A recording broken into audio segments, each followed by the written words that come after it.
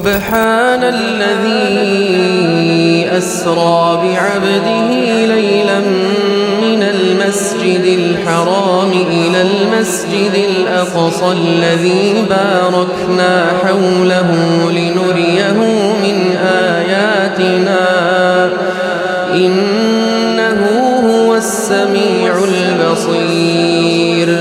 وآتينا موسى الكتاب وجعلناه هدى لبني إسرائيل ألا تتخذوا من دوني وكيلا.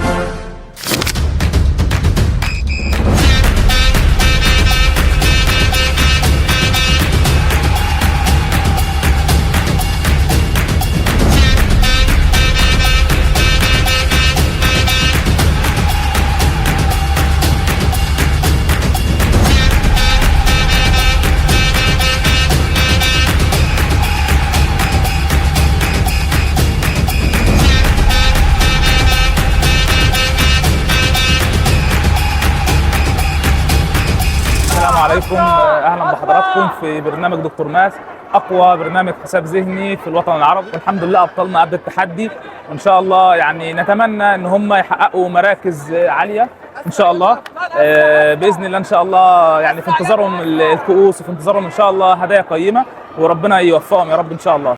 زي ما حضراتكم شايفين بطوله المحافظات، معانا محافظه بني سويف والطلاب بتاعنا بيشاركوا في البطوله، والحمد لله بفضل الله ان شاء الله يعني بنتمنى يحققوا مراكز باذن الله.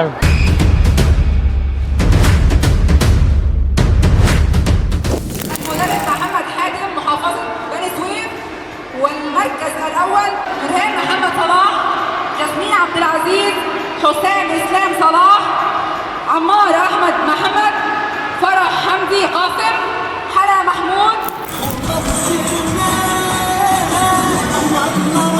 استكمالا للمركز الأول محمد أحمد محمد، جنى أحمد زين، تل صلاح نعيم،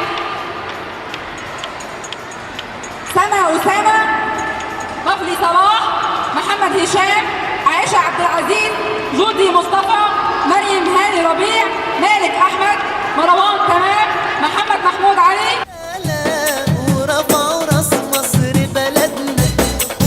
مستر كمال حمدي، والمركز الأول جون هاني نبيل، محمد تامر شكري، يارا أحمد عبد الهادي، إياد إسلام إبراهيم، ساجي عادل محروس، فريدة محمود أحمد.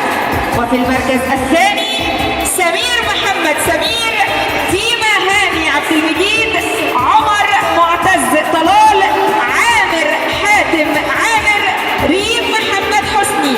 وفي المركز الثالث رسال محمد حسني. مبروك مستر جمال، مبروك للأبطال. ووقفت جنبنا وكسبنا وما خسرناش والله، وعملوها الرجالة ورفعوا راس مصر بلدنا ووقفوا وقفة رجالة. مبروك لمصر.